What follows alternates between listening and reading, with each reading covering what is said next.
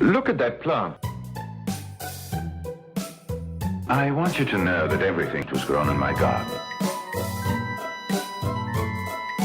Don't touch that plant! Is it poisonous? She'll become part of the plant.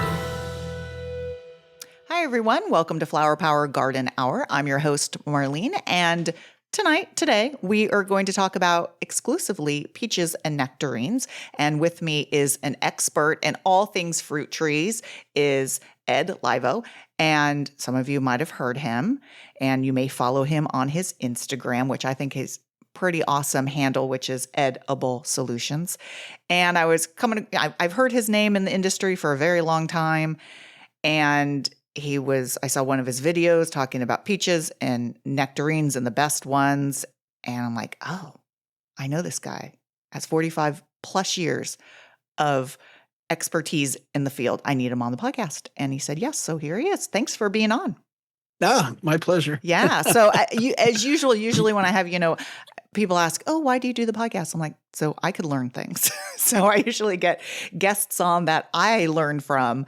And even before we started recording, you were talking about certain things that are very intriguing and about chill hours. So we're going to get there first. We'll get there eventually. But first, I want to know what your background is and how long you've been in the industry and sort of what you do now. Well, I've been in the industry for close to 48 years, and just retired to do a more casual kind of informative, interaction with the consuming public. I'm really focused on home garden varieties. I started out in the perennial business, actually growing perennials in Napa, and then went and managed a major retail nursery up in Santa Rosa called the Urban Tree Farm, graduated to working as an out-of-state sales coordinator for a major wholesaler in Sacramento, and eventually ended up with running the sales and marketing for the Dave Wilson Nursery. And I did that for almost 20 years and developed most of the marketing program that you are dealing with today. It came from my team's efforts back during probably the 90s and early 2000s. And then I've worked for other companies like Four Winds Growers. I spent 5 years with that group and and worked up in Winters, up by where you're at, out of the Winters location, and spent some great time with that, with the Dillon family. And then I just recently left the Birchall Nursery, helping them establish their retail, which unfortunately didn't materialize simply because the almond industry has fallen into the ditch, and so money ran out for development, and I decided, well, this is my exit right here. It's so funny you mentioned the almonds, and now I'm just like, oh man, that's for another podcast. Because the almond industry is. Well, the almond industry is in the same situation as the grape industry. Okay, and the retail nursery industry is not much different. I mean, it's just a suppressed time for agriculture in general in California. Yeah, I mean, I won't even get started with the walnuts, but that's all they're ripping walnuts out. Have been gone for a long time. Okay. They've been out for a while. Yeah. I mean, if you go outside right now, it's it's campfire. Oh no, that's walnuts being burned. All right. Or almonds. They're burning almonds all over the place. Yeah, gosh. I know. I mean, we're in the middle of a walnut orchard, and our whole area around us has changed. But let's focus on happy things. Let's focus on let's focus on the, so you definitely been in the industry and all around the industry. So that's really a well-rounded, basically education, because that's what it is. Really, when you work in the field, you learn as you go and you become an expert. So I want to talk about first, because we're going to focus on peaches and nectarines. And I jokingly said, what's the difference between a peach and the nectarine? And I said, well, nectarine just doesn't have fuzz. And is that the extent of it? That's the extent. That's it. To a great degree, before the turn of this last century, nectarines were actually thrown out, because they were considered inferior fruit. So during this mass period of hybridization, like in the late 1800s, early 1900s, which was just everybody was introducing varieties, And your area, where you live, was one of the major growing deciduous fruit tree growing areas in the world, or in the Wow. United States Uh-huh. specifically. But and the peaches and nectarines, or pardon me, peaches were a primary what do you call it? Crop Commodity. grown there. Yeah. So, along with, of course, prunes Yeah. and grapes. I don't see. I mean, where are peaches and nectarines grown primarily in California now? Oh, Central Valley. Central Yeah, Valley. Okay. yeah, Central Valley. Everything migrated into the Central Valley. Okay. The history. I've done some. I did a lecture for the history for the Solano County History Uh-huh. Society, and told them about the whole history of the Pleasant Valley area. It's a Yes. wonderful story, and there's a lot of peaches that were grown up in that area, and cherries. Really Okay. wonderful sweet cherry area as well. Do you see it coming back that way now with the I do see the smaller Okay. farmers coming back, as a matter Okay. of fact, because I think that we're probably going to have transportation become more and more of a challenge. And I think that the diversity in crops, if you want to get really good, high quality fruit, you're going to have specialty growers growing it, because I think the commercial guys are going to still continue to focus on, things that transport well, and things that have good long shelf life and maybe look good, but don't necessarily have that super flavor that good varieties of peaches and nectarines have. There's some sensational varieties. Yeah, I'm notorious for doing this. I planted a nectarine a few years ago and it was the best nectarine ever. Can I find the name of it? No. Do I have the tag anywhere? No. It is ridiculous. I'm like, come on, Marlene, be a little more organized. Well, the odds are it's probably a Fantasia, because Fantasia's been the number one Okay. selling nectarine probably, boy, since shortly after its introduction. It really rose to the top pretty fast. It's a UC introduction, Okay. and it's fabulous. I mean, there's no denying that. All It's right. definitely widely adapted. So peaches were like the fruit, and the nectarines were sort of like no one wants a nectarine, which is funny because I prefer nectarines over peaches, so I just assume, of course, everyone else would. When did they become in fashion and desirable? I think nectarines probably started to gain more notoriety during the 70s.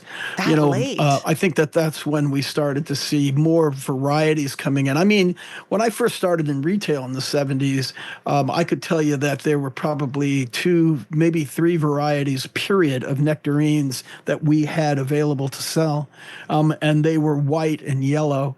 And there was only one white fleshed for the longest time. It was just gold mine, and it's absolutely a hideous piece of fruit. Did I say hideous? I meant hideous. Wow. Strong feelings there. Don't hold back. Don't hold back. Don't worry, I won't. And Okay. and as a matter of fact, gold mine is still sold today, and it's sold by people who really don't know what they're selling. And so, yeah. it's always good to go into those reputable retail nurseries that spend time, with their sales reps, and really try to get that great, the cutting edge of either, one, heirloom varieties that are just sensational and we shouldn't lose track of, or Yes. 2, cutting edge great stuff coming out of the hybridizers in the States, such as the Zagers, who I work with the Zagers, still regularly. And who are they? Who are... Zagers created the Pluot. Oh, okay. Yeah, Floyd Zager actually developed the Pluot, and they've introduced so many wonderful varieties of fruit. They're world renowned for that, and I still am privileged to be able to work closely with them. They're in my videos. Okay. I'm about to do a 4-part just on how they hybridize, what hybridizing is all about. That would be fascinating because I'm like, oh, that'd be a fun topic, but that's veering way off of what. And I I figure it's going to bore people to tears. Oh, really? Because I'm like, that's fascinating. As a matter of fact, it's interesting to me, so I'm going to throw it up. Well, I mean, you do wonder. I mean, I think people might be confused about, they hear the word GMO, but then they hear Pluot, and they go, well, how is that possible? Is that GMO? So I think videos and information is just better so people know what exactly is going on. I agree. I agree. So- And that's exactly what my goal is to try to take away some of the gray, and that to be exact, I have a video on the Zagers speaking with a renowned fruit expert and just talking about the hybridization project and how or process and how it is not a GMO. It's a conventional hybridization program. So, and they focus on great peaches and nectarines as well. Okay. Yeah, we'll get back to the peaches and nectarines right now. I want to talk about. So we'll start. We know difference between a peach and nectarine. Chill hours, because I think chill hours are a little confusing. I mean, even I am sometimes. I mean, I don't know them off the top of my head. I mean, I know basically what they are, but you just assume when you go to a nursery that the nursery is going to sell ones that will require or be okay for our winters. But when I mentioned chill hours, you sort of had this whole, you sort of went off a little bit there. Well, because chill hours are very confusing for anybody.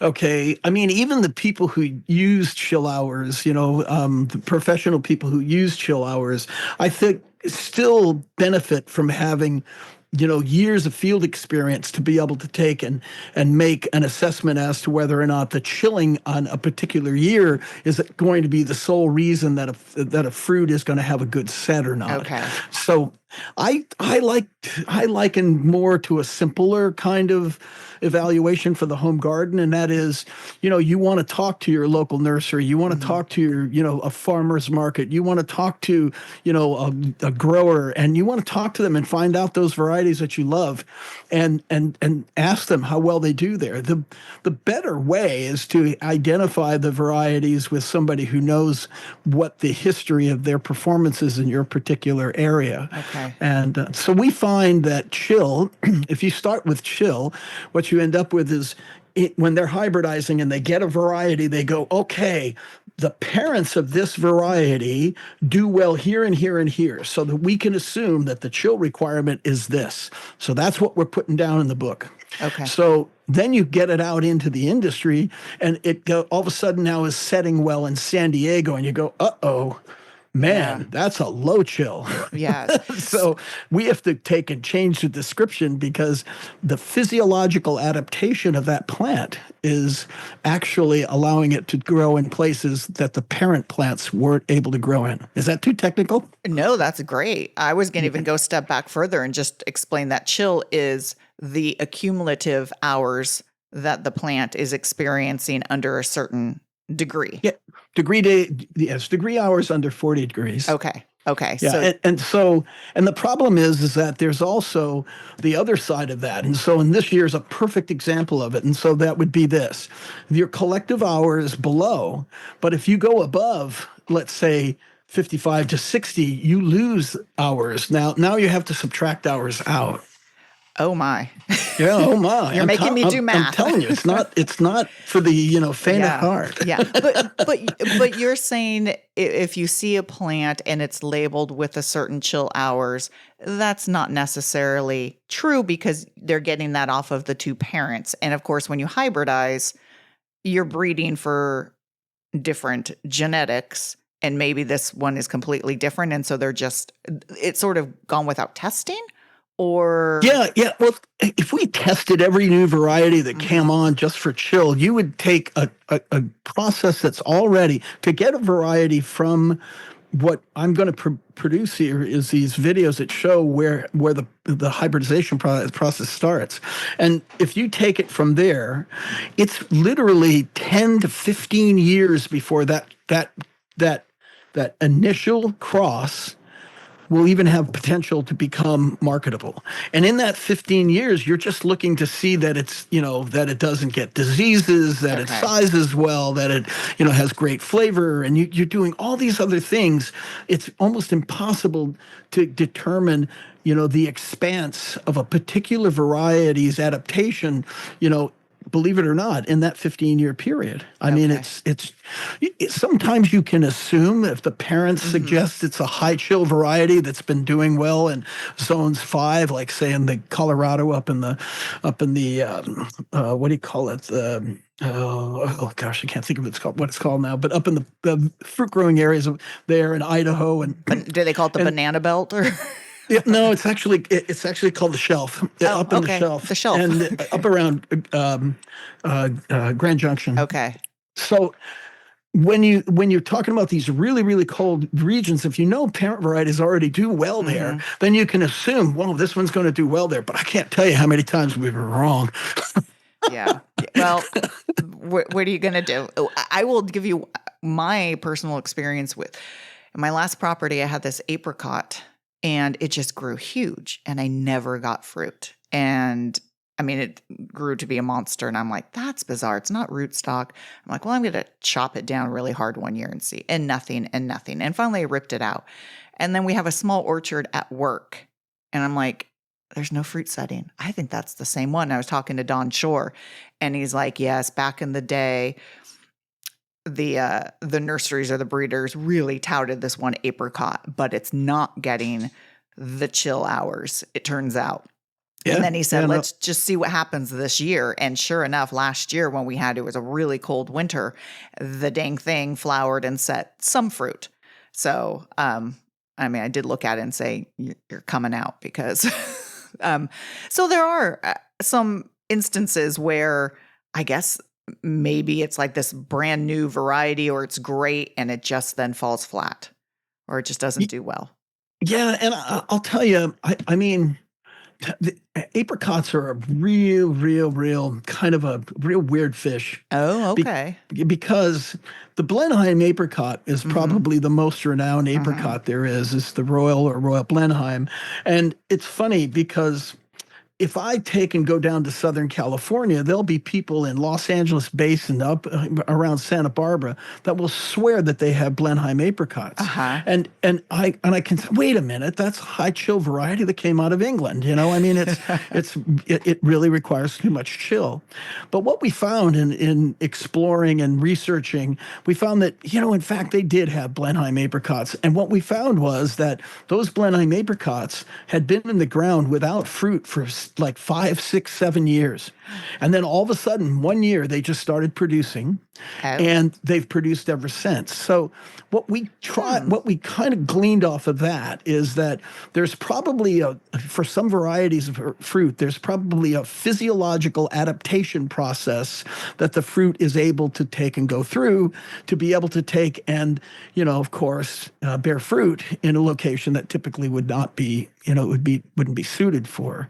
But it doesn't apply to everything because sweet cherries definitely fall right on their face in that, you know, in that same exercise. That's pretty fascinating. It is fascinating. That is I agree. really... I agree totally. And apples, you know, as an example, we find have no chill requirement whatsoever. They'll set everywhere.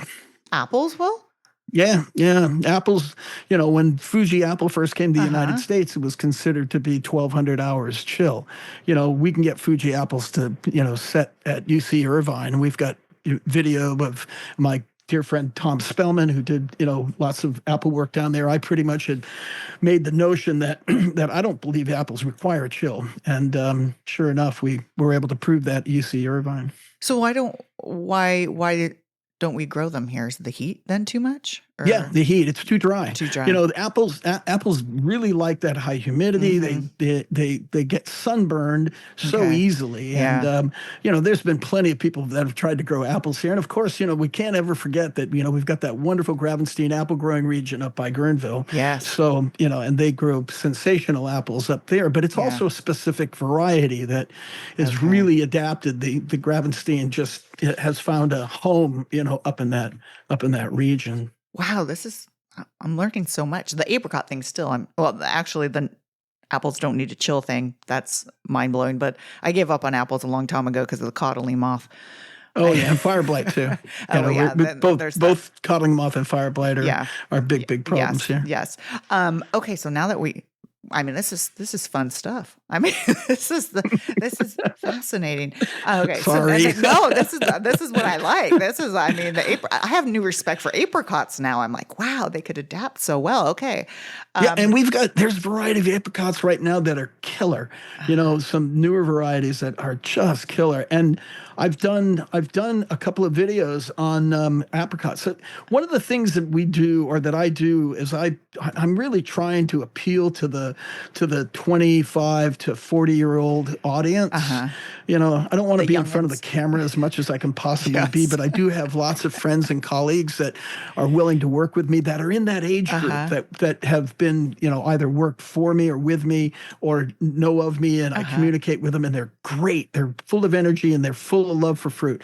We want to get that message across. What we do is I invite them to come tour these huge growing grounds and these huge mother stock locations with me, and that's what we film. That's what you see, is us eating fruit, testing it, and them actually saying, I don't like this, or this is wonderful. I've never had anything so incredible. That's what I want to capture. Well, it is pretty amazing when you have a really good fruit off of a tree. It is, I mean, that's a moment. Life-changing experience. It really is. I mean, you could sometimes remember, you're like, okay, I've had a peach, but that was a peach. Or, especially since I like nectarines. So I used to know someone who did research, and they would get us into the UC Davis pomology fields after. And, the ones that were tagged, no, don't take any fruit. But we were able to just take all the fruit. Amazing. Got it. It was pretty good. It was pretty good. Well, let me tell you, this year was pretty amazing because the fruit set was not very good. I mean, we just had some inclement weather in the latter part of 24 that actually wasn't favorable to fruit set. So apricots just didn't fare well at all last year in the orchards that I'm privileged to go into. But peaches, on the other hand, we had some great stuff. And one of the things that I think was a standout, and I just did this video, I just posted it, in yellow peaches, was the old July or Kim Alberta peach. And that's always been a favorite of mine. Okay. And I'm not a fan of some of the varieties of Albertas that other people think are the best. Like lots of people think Fay Alberta is the greatest thing since sliced bread. I don't like it at all. I think it's a commercial variety at best. But the Kim Alberta was a Luther Burbank hybrid that actually Luther died before he was able to introduce it. And the Stark brothers picked it up when they bought all of the Burbank material, and they introduced it in the early 1930s. And that variety, it stands the test. And so we got out in the field, and sure enough, man, of the two folks that I had with me at the time just went, this is an amazing piece of fruit, know, and it's a peach. And it has a lot of the things that people go, oh, I don't like peaches that, have a lot of fur, What Kim Alberta doesn't have a lot of fur, but it does have enough. But one of the things that the young lady that was with me, Adriana, she's wonderful. She's 22 years old and definitely a fruit lover and does a lot of work with me. She just flipped and she said, I don't like peaches with fur. Yeah. But boy, oh boy, isn't it amazing that once you get a flavor that actually is just so enticing, you just completely ignore those simple things like fur and things like that. Yeah, no, she was very enthusiastic. That was great. She's great, and she's real. Yeah. Oh yeah. You're talking in the videos about successive fruit. Successive ripening. Yes. Yeah. So that basically means instead of just having all your fruit ripen at once, you're getting it from, say, June through July. Oh, August? Yeah, June through. Depends on how you do it. But, I teach high density pruning and high density planting. I wrote a paper in 1990 on called Backyard Orchard Culture, which is high density pruning and planting of fruit trees. And it really is for the layperson. It's for the person who because I believe size control is the most important thing that you do. But the second concept in backyard orchard culture is successive ripening. And the question that I would ask, in the lectures that I do, I always ask, how many people plant a peach tree and expect that peach tree to give them peaches for 3 months? And without a doubt, when you're dealing with lay Uh-huh. people who, are novice, right? Yeah. I mean, conceptually, that's what they think. Okay. They don't realize that, a peach tree gives you fruit for 2 weeks and that's it. It's done. Yeah. So successive ripening was a goal when I was developing these concepts for backyard orchard culture, because I believe that what you have to do is you have to train or give people the tools to be able to take and achieve what they want. You don't impress a bunch of science on people that they don't need. You take what they want and then you go out and you develop, the applications that actually complement, what they desire. And that's, I think, where I've probably directed most of the attention in my entire career. No, I mean, I think that makes sense. I mean, sometimes if you go to a talk, it's very pretentious. And even Yes. I, who am in the field, I'm like, okay. Right. Yeah. I'm like, no, I mean, I get it. I mean, I can do a conventional, pruning lecture, but I can tell you after all these years, there's nobody that would expect me to do a conventional pruning lecture. Yes. That knows me. Yeah. I should So say. you're given the tools. People want fruit for longer. And then you Yeah, just are like, these are the fruit trees that you plant for a longer fruit set. Correct. Right. And so, the what was the other peaches? Kauai? Well, Kauai, Kauai was that's one of the Zager that came out of the Zager program. Okay. And the Kauai actually is an O. Henry hybrid. And the cool thing about Kauai is that these people that you see that are actually tasting the Kauai with me, I think that might be Adriana as well. It was, yeah. Yes. Yeah, and Mike. And Mike is a fruit tree expert as well. Okay, so but we get out in the field and we're tasting this variety and we're going up against its parent. We're saying, okay, and O. Henry is a sensational piece of fruit. We'd never take that away. But is Kauai, is it comparable or is it better? So we just said, you know what, this year it's better. Okay. But we were really adamant about this year, because I think that there's enough flexibility in their adaptation that, maybe next year the O. Henry might be, equal or better. Yeah. So, but they're both sensational. Okay. So you're saying this was a good year for peaches and nectarines, 2024. It was a decent year for peaches, not for nectarines. Interesting. Nectarines are much more sensitive to inclement weather, and so they kind of fell. It was a great year for plums. We had lots and lots of wonderful plum varieties. So I had trouble putting together that list of 3 plums because, mean, we just had so many plums that were just absolutely scrumptious. So when you say inclement weather, I think of 2 things. I think of well, now I could rule out not enough cold, but I think of rain during flower set, possibly. Correct. And then I think of heat. Oh, boy. You bet. You just hit both of them right on the head. That's what we had last year. And it was both. I mean, and so... So we had some late rains that came at, very, very, inconvenient times, And then we also had some very, very hot, dry weather. Yes. And that really made a lot of the fruit set, though it was there, the fruit was just terrible. Okay. It was, and the nectarines suffer because they don't have the protection of the fuzz. I was about to ask. So they get cat facing, what they call cat facing, which is cracking of the skin and stuff that on a lot of the different varieties. But it doesn't make them unedible. It just makes them unattractive. Okay, so that's what that cracking in the brown is. Yeah, we call it cat facing. Cat facing, yeah. There's cat facing in tomatoes too. So poor kitties, they get named all the horrible fruits that. Yeah, and sometimes cat facing, I mean, we also make the point that, cat facing is a collection of sugars. And so a lot of times you eat that cat facing, that scarring, and you find that's the sweetest part of the fruit.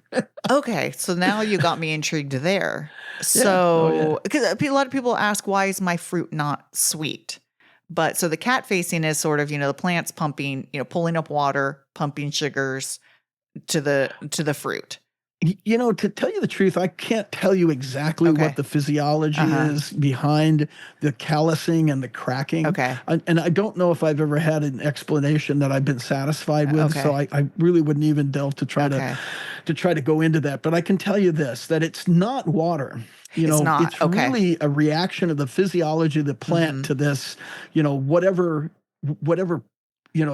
pressure, whatever physiological pressure or climactic pressure might be Okay. on the fruit during its development. Okay. Because I was thinking some plants get edema where they get this, like almost like this scabbing on Yeah, correct. their plant. But that would be if a plant has too much water pushing Yeah. out. Yeah, and I don't think this is a water. Okay.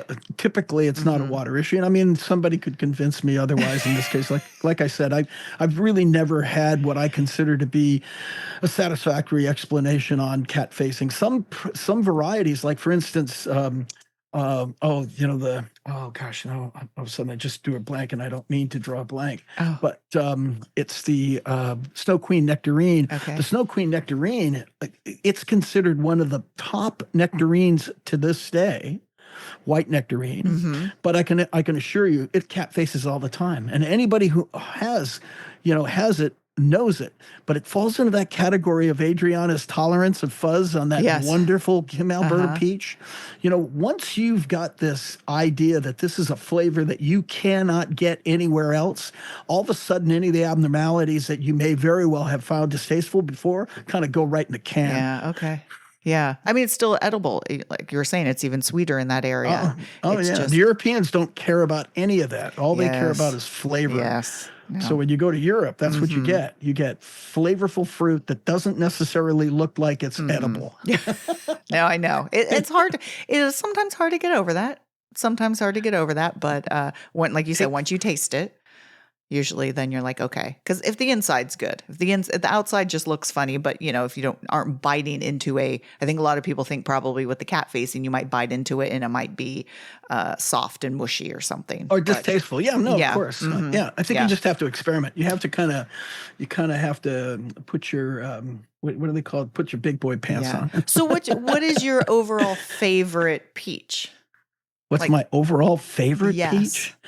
Well, that's difficult for me to do, and I'll tell you why. Because I look at fruit from a like early, mid, Okay. early, mid, late, Uh-huh. mid, early, late, late. That's how I look at fruit. Okay. And you can't have a favorite, because every single one of those periods, you can't compare your favorite from the last period. So I kind of gave up on the Okay. favorite fruit. Uh-huh. I just didn't see, that it was, in all fairness, Yeah. I couldn't compare it to the ones that I had earlier. So, but fair you're enough. talking about, if you're talking about peaches, probably, I don't know. For early peaches, I'd probably have to say, it's hard. It's hard to beat Eva's Pride. Okay, that is one that you did taste test in this video. Yeah, and it's it was really good. hard to beat Eva's Okay. Pride. Eva's Pride stands up, and it's low chill. It's got a pretty wide range of adaptation. It's really hard to beat it for an early peach. And if I go into mid-season, I'm pretty much going to stay on that. The Albertas, the Alberta Uh-huh. or the Kim Alberta would be typically the ones that I use as gauges against flavors in any particular year. But when you get into that middle period of peaches and nectarines, there are so many wonderful varieties that it becomes a personal taste thing more than it is. Like my personal taste would say, I'm drawn to the Albertas for two reasons. One, the Alberta is the original Georgia peach. So it has this history to it, and I love the history of fruit. it. So the original Georgia peach is the Alberta peach. That to me makes this peach, when I take a bite of it, I think this peach has over 150 years of people appreciating it. Is it for the quality of the fruit? And indeed it is. So I like that. And then fair Bluth enough. Burbank did so many wonderful things, Yeah. to contribute to our fruit culture, that July Kim Alberta is just hard to beat. It good. really is hard to beat. Okay. So mid-season more like that. Okay. Yeah. Two questions. This one, I'm like, I don't know, maybe a stupid question, but when No such thing. I always say there's no stupid questions, just stupid No, there people. aren't. So that's I my don't joke. believe there are. No. So they ripen do they flower at the same time, or is that where the No, delay comes they, in? It's the flowering, in many cases happens, like right now. I mean, I was out shooting blooms earlier this week. So this is the bloom period, and so flowering time doesn't always indicate ripening time. And Yeah. I'll give you the best example That's of what I was that. wondering. Cherries are all in bloom right now, okay. and you're going to pick cherries. In late May. Okay. So, it really is a matter of almost like, for instance, higher chill varieties. Plants that really adapted to real cold climates typically flower later. That's one of the qualities that they have, the physiological qualities that they bring to the table is that they flower at a little bit later. But they also get to be a challenge if they require a pollinator, because now you have to have a variety with it that actually flowers at the same time. And there's one sensational variety of plum called Emerald Butte, which is really caught on. People just love it, and I love it, and then I don't like it at the end of the season because it gets too sweet. But the fact is that it blooms late, and so our typical pollinators have not been the best. And I still recommend Burgundy plum as the pollinator for it, but it's one of those examples of no, that kind of falls out of a typical character. But most peaches and nectarines are flowering right now, no matter when they ripen. Okay. All right. I wasn't sure if there was the delay. Like, I see it in the almonds around us. Is some are already leafed out and some are just blooming. So Sure. it's all within 2 week span. But it is interesting to see just the differences in varieties and even maybe microclimates. Absolutely. And you hit the nail on the head. And that is that climate has so much to do with, influencing the flowering time as well. So, I mean, yeah, you bet. And there's all these factors. Fruit just has, it's vulnerable to lots and lots of different inputs. Yep. And so, you just kind of, that's what makes, fruit people like myself valuable. Yeah. Yeah. No, you're free. I just, at a time, you're like, hey, you know what? I know why I'm here. I'm here because somebody needs to have some of this stuff explained occasionally. I think people just go to the nursery and they get, they think, oh, this one sounds good. Or maybe they had one and they're like, oh, this one's good. And, they plant it, but that's the extent of it. I do want to, so in your video, you mentioned about, I think it was the peach you just said, when you see red going, I'm sure we've all cut open a peach and we've seen that darker red color. Yeah. Whenever I see red radiating into the flesh. What is that? Well, that's a genetic trait, Okay. And it just so happens that so many of the varieties that I find to be my favorites, the ones that I've just, look forward to every year, so many of them have that radiant red factor going into the flesh. Eva's Pride's a good example. It has tremendous amount of radiant red going into the flesh. And, and guaranteed you're going to get some that, don't fit that bill. But I can tell you that what I think Radiant Red says is this is worth a try. Okay. This is worth a taste. Yeah. Okay. So there was just sort of, it's sort of a trend. You see yummy ones and they have that. It's not necessarily, so it's a varietal thing. It's not a growing condition thing. Like, oh, you see more red. It could mean more sugar set or something. No, Okay. but Okay.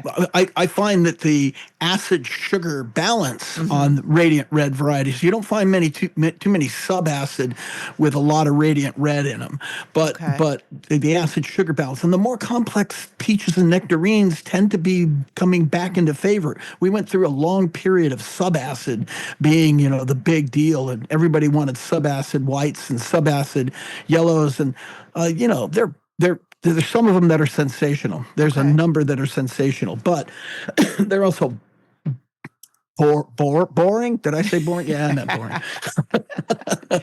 Hey, so I have all these questions in my head, but I don't want to leave out the nectarines. So let's go through and there's yellow and white nectarines. Is that correct? Yeah, there's yellow and white peaches and there's yellow and white nectarines. Okay. And as a matter of fact, if you take the history of both of those as well, they threw all those out, before as well. Okay. And so you went through and you taste tested the yellow nectarines. and and the whites and the too. whites. Okay, so your list for going from early, mid to late was Harco, Freckleface, which I like the name of, and Liz's Late. Yes. Yeah, those are great. They were Okay. great varieties this year. Okay, you want to go through each one and rave about them? Sure. Yeah. Well, Harco is easy to rave about. Okay. Harco is definitely a really widely adapted variety. It's a hybrid out of Canada, and it grows in zone 5, which is real cold. Yeah. But the Harco nectarine has a really complex flavor. And you find in the video, I tried to capture Bridget's response was she didn't like the firm ripe one at all, but she loved the soft ripe one. Okay. And Harco, man, it just keeps getting more complex and more complex as it ripens on the tree. So it's really, really sensational. And it's early, it's late June. And so what a time to be, having the sweetest nectarine of the season. So and that might help with calf facing, because if we don't get early heat, most of our heat comes July, August.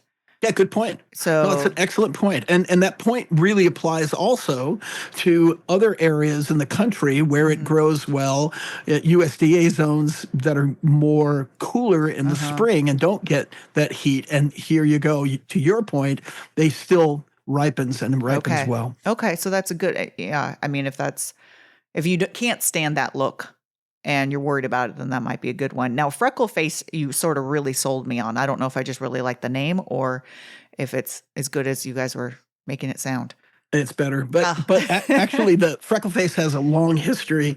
My good friend Andy Mariani, who's a famous fruit grower down in the Morgan Hill area, he introduced it to us, and he said, this is a Burchell variety, and he brought it to, Dave Wilson used to do fruit tastings all over the state, and we did major fruit tastings, and we'd have 35 varieties that we'd serve up to a professional panel in the morning, and then we'd open it to the public in the afternoon. So you got to sample it was an amazing time. But Andy brought that to one of the tastings, the early tastings, and it didn't just win the nectarine category. It won the top fruit of the entire tasting. Wow. But it didn't do it once. It did it 3 times, 3 different years. Okay. And I worked for Dave Wilson at the time, and I said, I don't want that on any report because we didn't have it. We didn't own it. We didn't, we couldn't sell it. Oh no. Yeah, I know. Is I'm a it marketing guy too. Is it commonly sold now? Is that one that nurseries do? Well, when fortunately, when I left Burchell Nursery, I did fruit evaluations for 3 years at Burchell Nursery, and I brought out of that Burchell Nursery hybridization program some sensational varieties of fruit, very, very complex flavors that I just think are wonderful. And some of the people that you see in the videos are actually people that worked with me in achieving that as well. Okay. So what I did was when I left when I left Burchell, I said, look, I'm not wasting 3 years on these varieties and to have them just sit here and you guys just dump them. Yeah. I said, I want to get these to somebody who's going to sell them. So we got them all to Dave Wilson. Dave Wilson has them. Dave Wilson's propagating them. They'll all become available. And Freckleface is already out in the market. Okay, good. I'm going to look for that one. Yeah, it's a great variety. It's a winner all around. And then the last one, the late season one, is Liz's Late. Liz's Late's been around a long time. Okay. And one of the reasons that I got excited about Liz's Late this year was because, like I told you, the nectarines didn't fare well. Like, for instance, you won't find me doing any white nectarine report this year at all because all the white nectarines were a wash. Either no flavor. One standout that I won't even mention simply because nobody's growing it yet, but it was a standout, and I think Dave Wilson will grow it next year. But the fact is that the whites just didn't have it. But boy, when we got to Liz's Late, man, I'm telling you what, late August, and I'm eating Liz's Late, and I'm thinking, this right here is a stand-up variety for the end of the season. This is just perfect for a nectarine for the end of the season.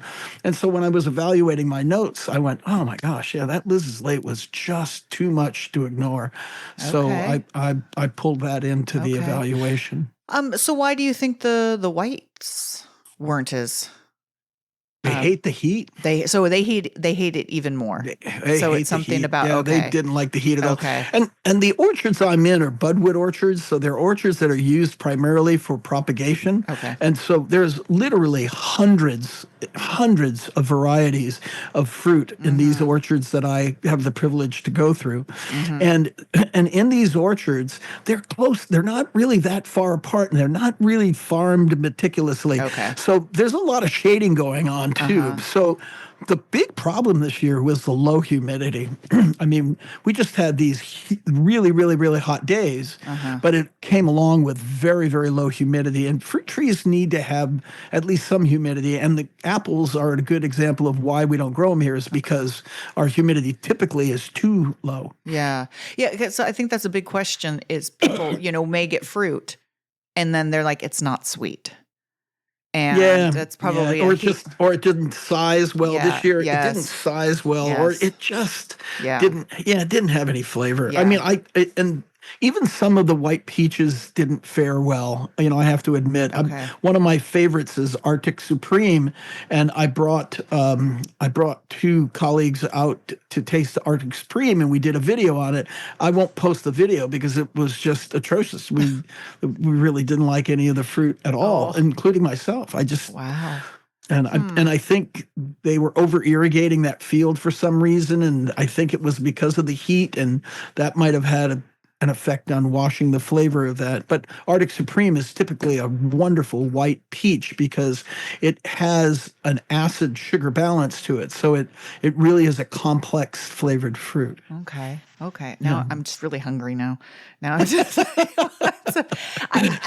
want to ask you some growing gosh, this hour's gone by quick. I want to ask you some growing conditions. Like, first of all, we're coming into March. Most people think, oh, we're past bare root season. But personally, for me, I've always had better luck planting potted fruit trees versus bare root.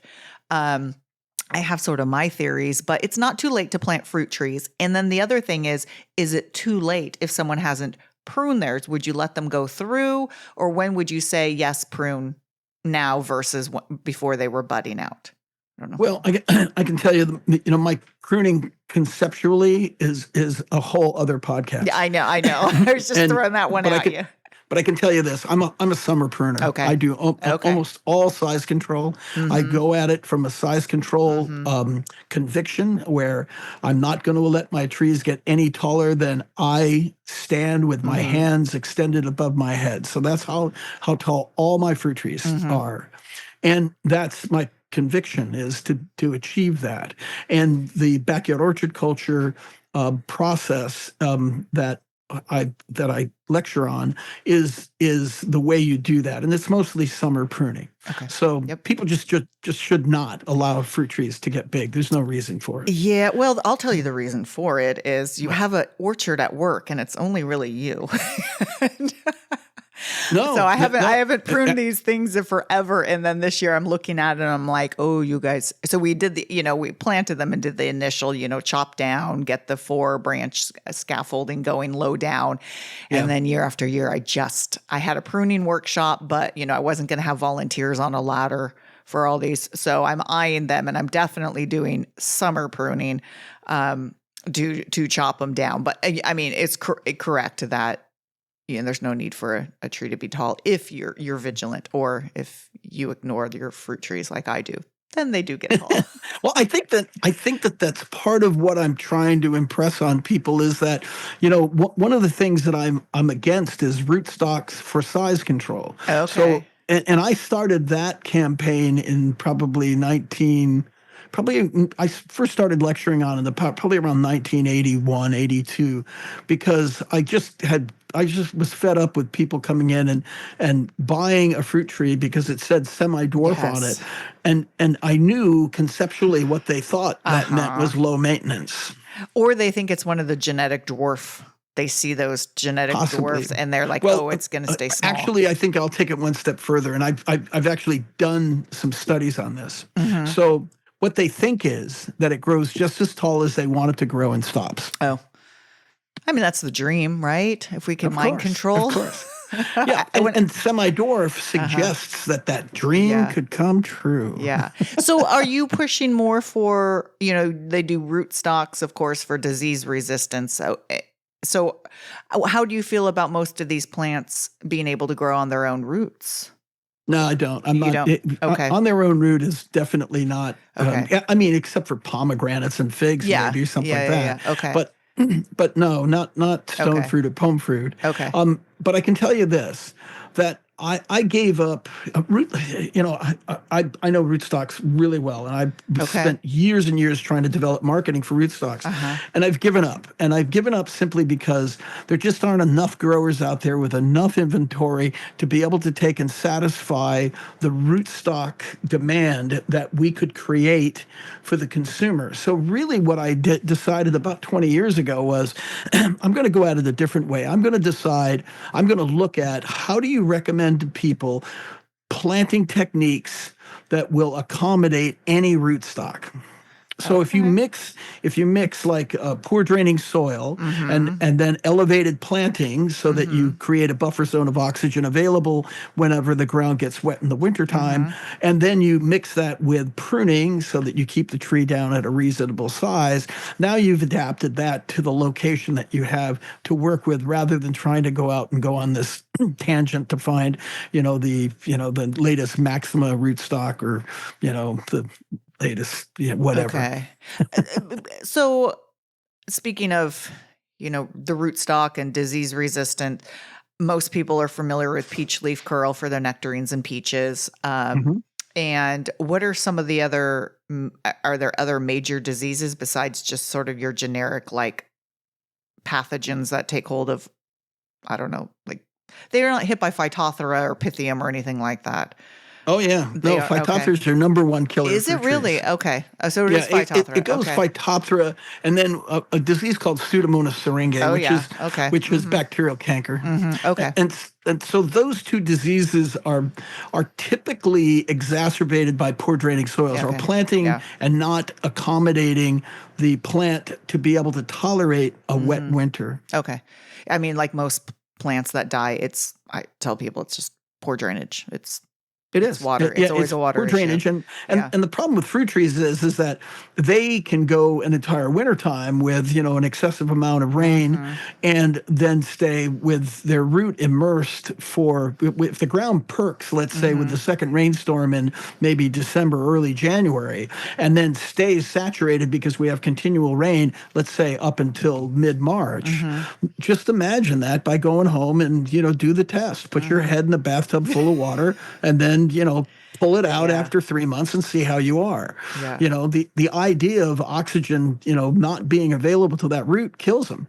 And then what's the first thing that people do when their tree wilts because it doesn't have, it has a damaged root system? They water it. They water it in the spring. And what that does is that's the death node. So I try to tell people, water is never a medicine. If you're applying water with the idea that, it's going to cure something, first identify what you're curing. I always feel like a broken record when people send me questions, and it's like, check the soil moisture. Oh, yeah. Check it before you water, check it a little bit after you water. And it feels sort of like, like a generic answer, but that's it. So many problems are caused by overwatering and poor drainage, from a house plant to your vegetables, to your flowers, to your fruit trees.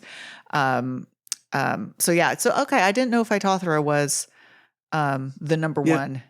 Yeah, it's kind of Phytophthora and Pseudomonas. Okay, both. Pseudomonas. Pseudomonas gets uglier and uglier every year, and that's the oozing out of the side of the trunk. Where you've got the they call it gummosis. Yes. Okay. That's typically Pseudomonas syringae, and it can be either in a blast form, bacterial blast, or bacterial canker. Real prevalent on cherries and apricots first. Oh yeah, the cherries. I lost 4 cherries in a row to it. And they went quick.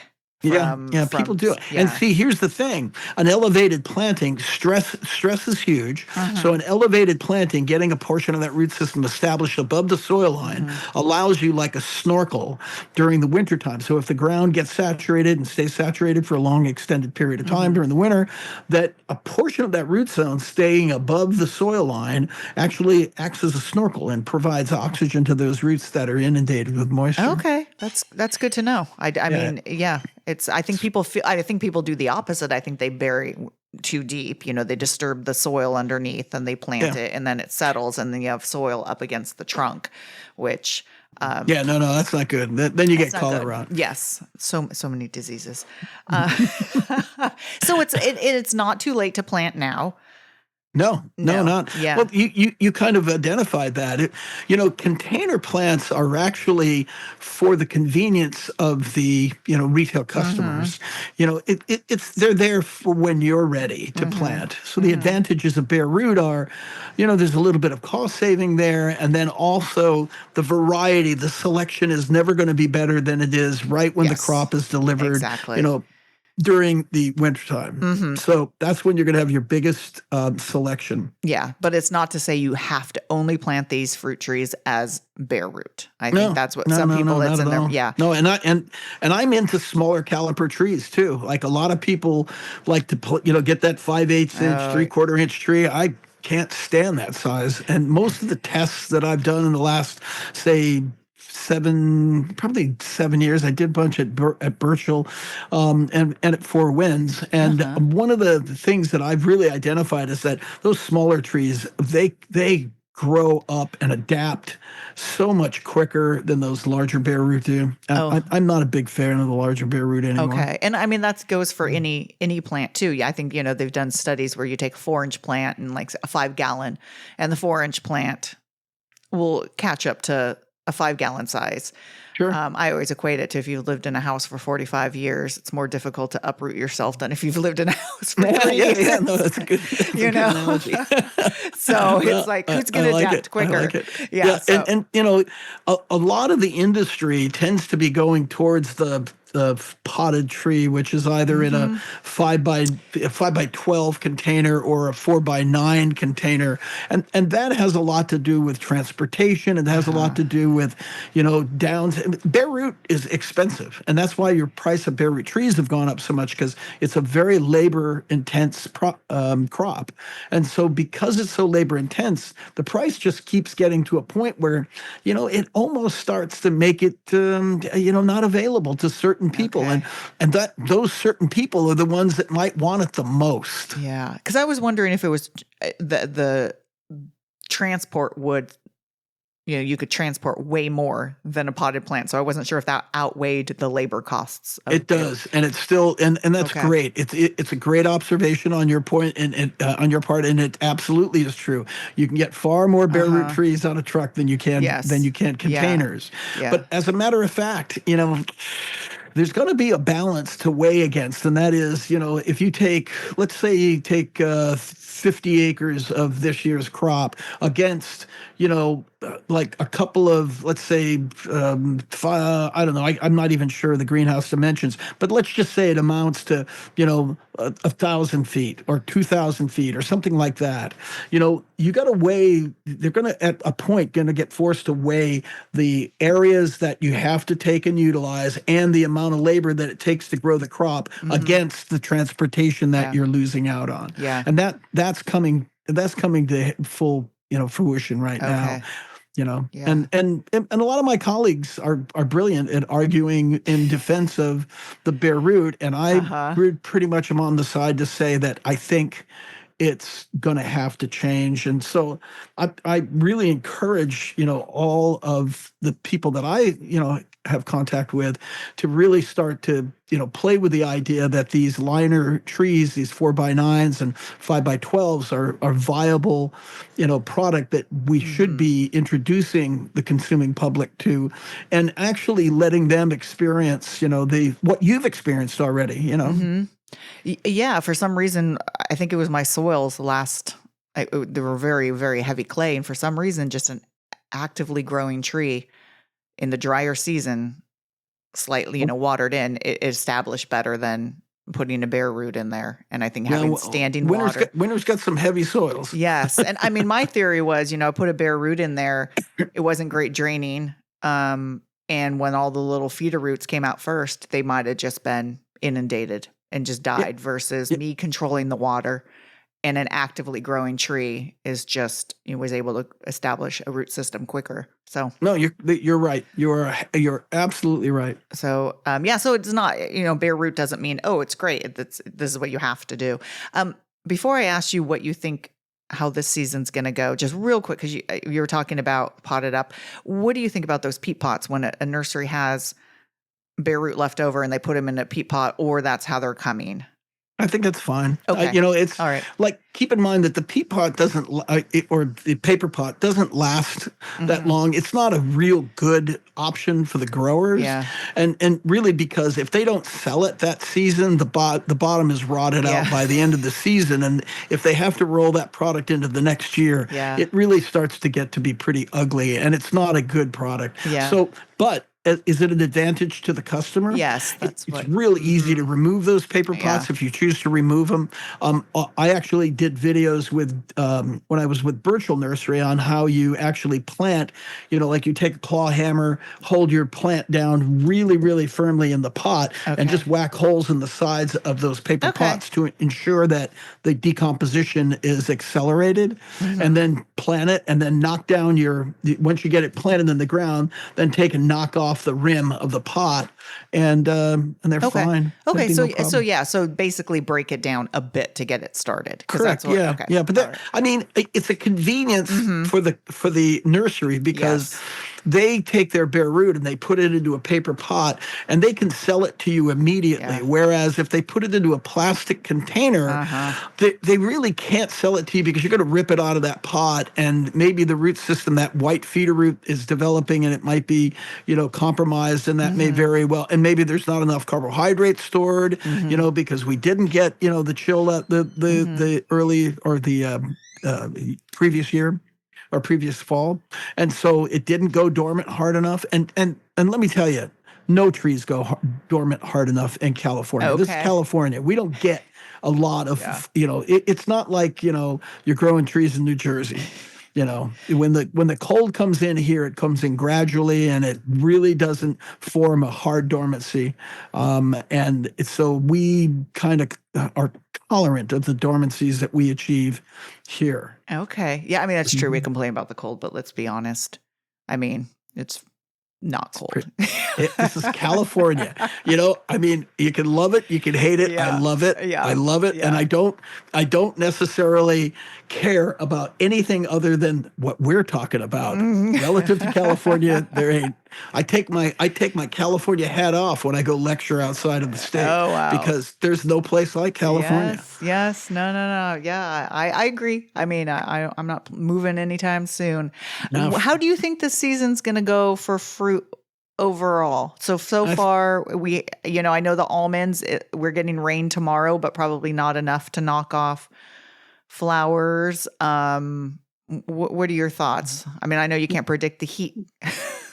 Well, the almond market is still in turmoil. There's still a lot of challenges up. I mean, the price of almonds is up, relatively speaking, in certain categories, and that's favorable for the farmers that are still sticking with their crops and stuff. But I mean, we're seeing thousands of acres of almonds pushed every year, and really maybe even having a year where you have a little bit of a challenge to the huge sets that we've had in the past, and might very well help to stabilize the price as well. But as far as the other market, the market that I'm more concerned with now is the home garden market. And I'll tell you what, we're not doing a good job of attracting the 25 to 40-year-old into, buying fruit trees. And there's a number of different reasons for that. One of which is that it's so expensive to get into a house these days that by the time you get in, your disposable income is just, it's shot. There's none. Yeah.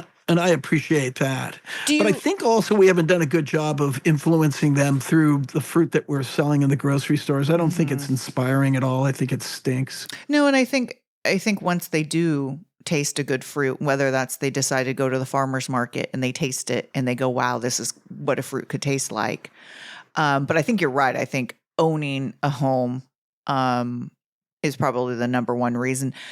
Because I know the houseplant industry during COVID and before took off. It was another peak. And I know it's trailing down, but I mean, you're similar to me that you've been in the industry. I mean, you've been in longer than I have, but plants have always been cool, in my opinion. Gardening's always been cool. And then it wasn't until like a few years ago that everyone's like, I want to grow my own food. I want to grow my own fruit. So maybe I'm seeing that from just who I follow, who I watch, but you're seeing it from an industry point of view, and you don't think it's escalated that much? No, I don't think it's connecting at all.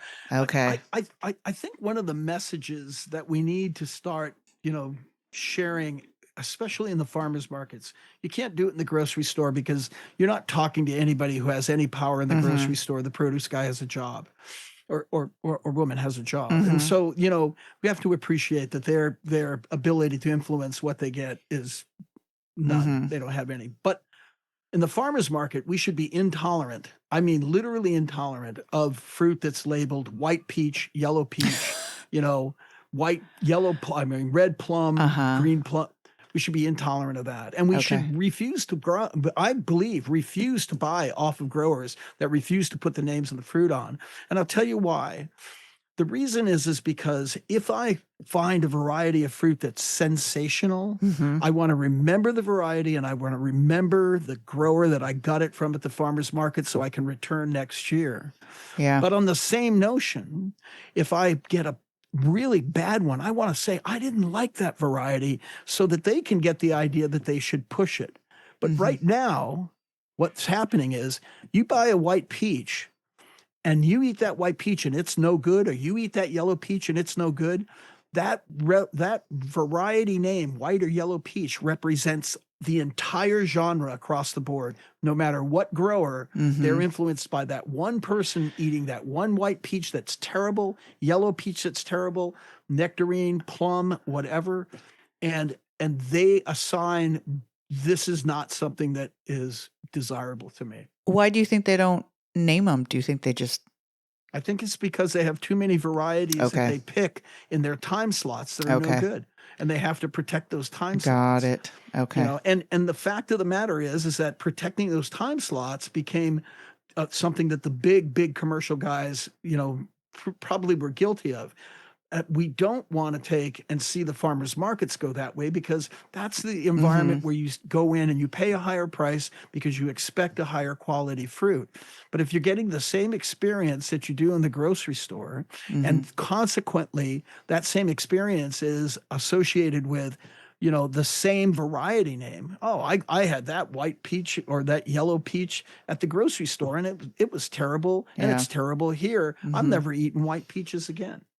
Yeah, good point. And I think that's where we're at. I think and the apple growers in Washington and Oregon, or in Washington, are dealing with the same problem. Everything tastes like a Fuji apple. I must say, though, I think apples, like I remember growing up, it was, Red Delicious and Granny Smith? Those were the two apples. Now I go to like the produce stand and they're not there, thank God, because they're not that good. Maybe a Granny Smith. But if you had the original Red Delicious apple, you would change your opinion. Maybe. You would. Yeah. It's Okay. It didn't earn its notoriety because it was a terrible piece of fruit. It earned its notoriety because it was fabulous. Okay. And the hybridizers got a hold of it because they wanted it redder. They wanted it more stout, or they wanted it at a different time. Got it. And so they hybridized the flavor right out of it. Well, dang it. I need to find an original Red Delicious then. Oh yeah. Well, Dave Wilson has both of the Okay. Yeah. But I would say that there's more variety of apples, and maybe because they last longer, the shelf life is longer. I don't know. I think it's because they're more they're far more adapted to more climates than just about any other fruit, maybe short of plums. Okay. plums and prunes both are widely adapted as well. So apples are too, and Okay. pears too. So Yeah. you find that those varieties are brought with people across country, and there's 15,000 varieties of apples grown, different varieties of apples grown worldwide, and they tend to be more regional, where you go into an area, like for instance here, you can buy a Gravenstein apple probably anywhere in Northern California, but you go to somewhere else in the United States, and Uh-huh. you're probably you're going to hard pressed to find Gravensteins in Okay. some cases. Okay. Fuji's typical. Honeycrisp anymore. Honeycrisp is a nightmare for Mm. the growers to grow. They hate it. That's why Oh, really? they introduced Cosmic Crisp. That's why Washington State Ah. developed Cosmic Crisp to compete, but I don't think it did anything to knock Honeycrisp. So Look at every fruit has their wars. You could just do apple wars. You could do peach could do wars. You could apple do like a wars. whole series of just documentaries about these wars between the. Oh, I love apples. See, apples are one of my, I tend to be more expert in apples, Oh, okay. plums, and absolutely blueberries and Oh, pomegranates. So well, there you I, go. My I, gosh. yeah, I mean, they're just varieties that I've taken, Uh-huh. a liking to through my career and really spent a lot of time with. And I can tell you, the apple varieties that are out there are just, I mean, sensational, especially some of the heirloom apples that, Yeah. you never hear about that I mean, they're fantastic. And most of the stuff you buy in the grocery store is what we call sugar balls. They're solid Mhm. sugar. That's all they are, is they're just sweetness and Okay. crispness. I And that's sort of it. like that. I'm guilty. Yeah. And there's nothing there challenging the palate. There's a couple Yeah. of varieties that have come out of Oregon, I mean, out of Washington in the last 2 years. They're the red fleshed varieties, Lucy Ooh. Glow Okay. Yeah. I and have heard. Yeah. Lucy Rose. And Ooh. both of those are really, really complex flavored apples. And there's a number of hybridizers now around, like Minnesota, and I think in WSU and in California, there's a number of hybridizers that are playing around with that red flesh gene that was originally from Albert Eder up in Geyser, or in anyways, up Geyserville north. up in. Famous hybridizer. Um, I want to say Gurneyville. Yeah, no, not Gurnville? Gurneyville. No, not No. Gurnville. Sebastopol? Garberville. Oh, No, not Garberville. Okay. yeah. Okay. Yeah, is that Garberville? It's not Garberville either. Anyways, sorry, brain freeze. But anyways, he did a lot of the original research about the same time with Luther Burbank was introducing all of his varieties. Albert Eder was introducing all these red fleshed varieties, and the most famous, the one that is in the trade of his, is called Pink Pearl. And Ooh. I love Pink Pearl. I think Pink Pearl on some years is marvelous. Other years, yeah, No. Okay. but the years it's good, it's great. And so a lot of my colleagues, especially in your area, we own property over in that area, just to Okay. let you know. I know Solano County pretty well. Yeah. And the Ericksons, Ray Erickson and his wife, they both do wonderful jams and jellies and a Ooh. lot. Ooh, And okay. and he actually is a big fan of Pink Pearl, and they make some apple butters and things like that using Pink Pearl. Okay. Now I'm really hungry. Oh yeah, I'm gonna have to that's get my good. hand on That's some all of that. good stuff. Yeah. Man. I mean, there's so many great things There going on is. right now. Well, I'm gonna have you back on talking about. Well, we could talk about apples, but then blueberries are pretty intriguing because that's sort of a nemesis of mine. So, but Well- where can people find your what's your podcast, or not podcast, your YouTube? Oh, my YouTube is Ed Okay. Able Solutions. Okay, so- ABLE. Edible was taken. Okay. So I like did- it. And my son said, "Able's fine, Dad. Yes. Do it." Yes. said, And "Okay." then that's same as your Instagram handle. Yeah. I have trouble with Instagram myself because my videos, I was really focused on the Instagram Mm-hmm. for some time because my videos I could fit into, like a minute 30, Mhm. and I was doing fine. But as soon as I switched over to YouTube, Mm-hmm. all of a sudden I realized, that's where people seem to want me to be. Yeah.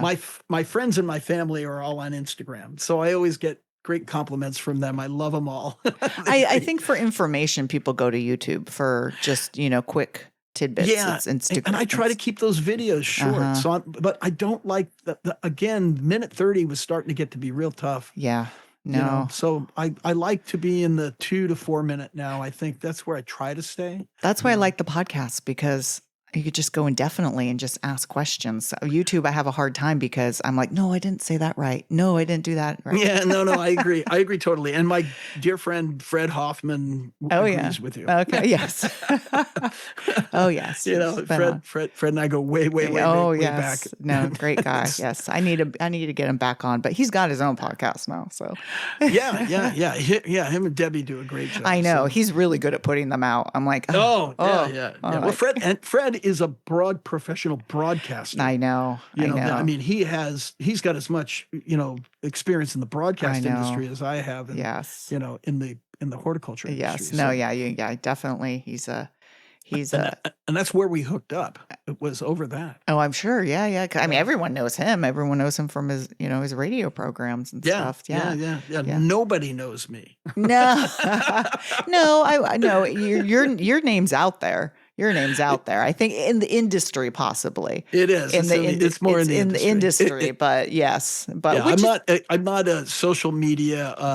What do you call it? Content provider extraordinaire. Whatever. With 459 subscribers. Influencer. It's funny, but yeah, it's like trust me, it's just funny. It's like I'll not post for a while, and then it's almost more fun watching like just how it's like.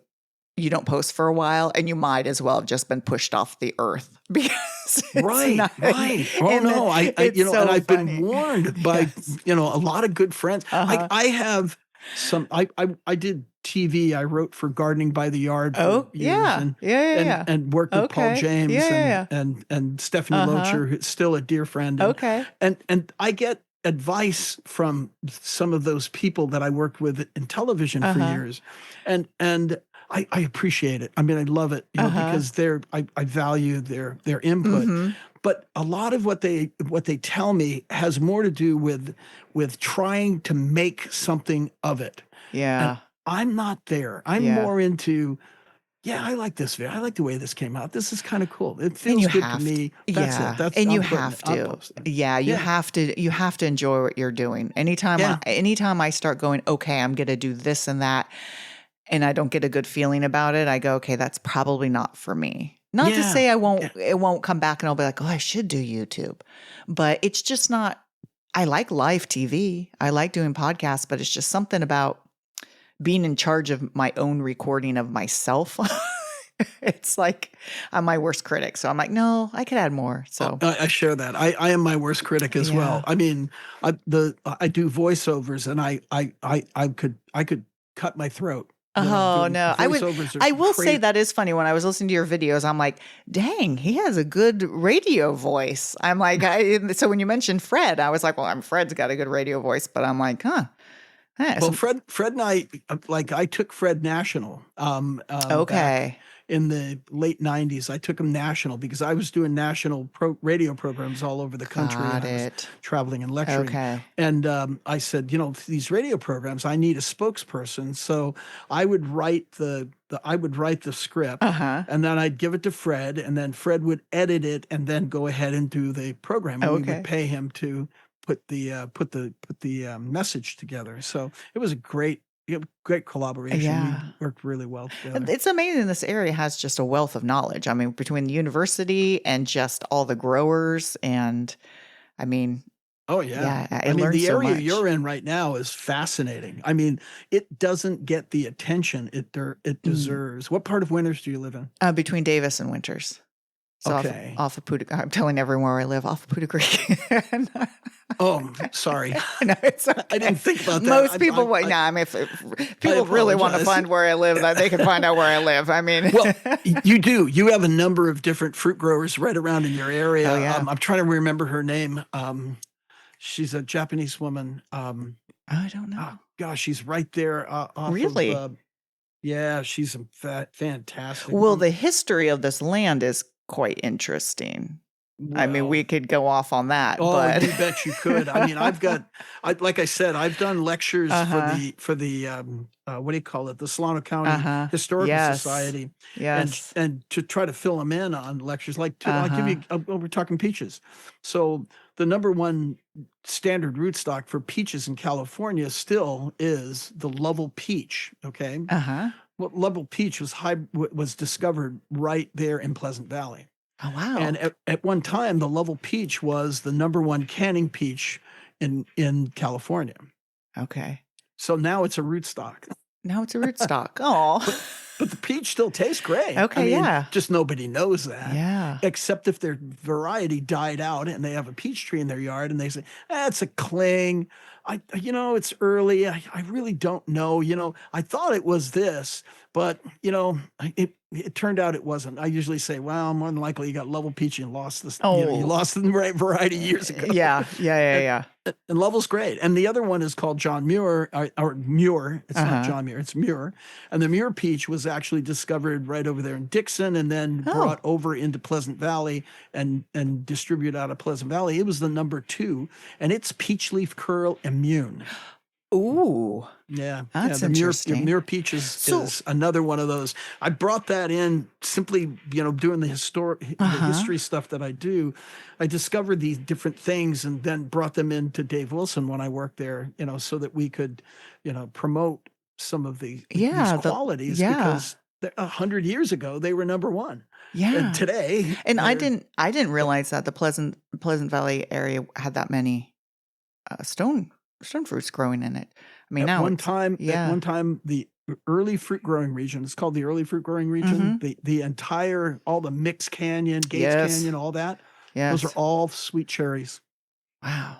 All the way up the canyon. Wow. I just know it is the worst hill to ride your bike up. Correct. Mix And Canyon. how about this? Nobody irrigated because the groundwater tables were so high that everybody dry farmed. That's crazy.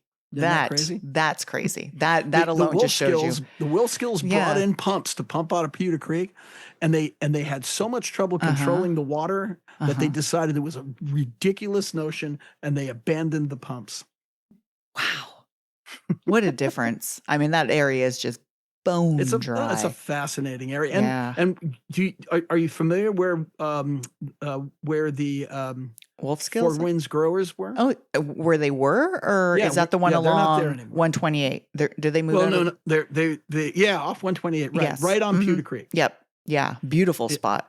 Yeah, back on Sackett Lane. Yes, that's for sold. Did they sell it? No, they're completely out now. Okay. So the Wolfskills and the Sacketts were the first to actually settle and be fruit growers in that area. Okay. So the Sackett along land with the and Pinas. The Pinas were the other great. Oh, so that's the Vacaville Pina. Pina adobe. They were the bigger ones. Okay. They got the larger land grant. The Pinas got the larger land grant. The Wolfskills, that's a whole other fascinating story. But that whole area at one time in I think by about 1870, 1880, there were 2.5 million fruit trees being grown in that area. Wow. Well, there's the water. No. Right. Oh, yeah. Yeah. No. With the water. That was a big deal. Yeah. Water's huge. Are you familiar with Green Valley? Yes. That's a beautiful area. Have you been to the Green Valley Country Club? No.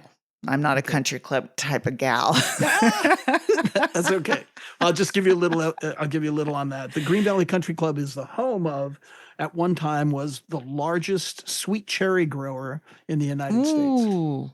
We need to bring cherries back here. I'm adamant. We need to bring cherries back. There's a lot of challenges with sweet cherries. Right yes, now. That's all the right. problem. That's for a different episode. I don't want to keep you long. I could talk forever. One about the history because it's fascinating too about the fruit growers. But people know where to find your videos, and I will put a link to it. And thank you so much. This is incredibly fascinating. I will have you back, and it'd be nice to meet in person one day too. Oh, sure. Anytime. To be exact, I'd love to have you down during the season to eat some fruit in the field with me. Oh my gosh, that's exciting. Wouldn't that be fun? Yes, that would be amazing. Stay in touch. Okay, I will. And thank you. And everyone else, happy gardening.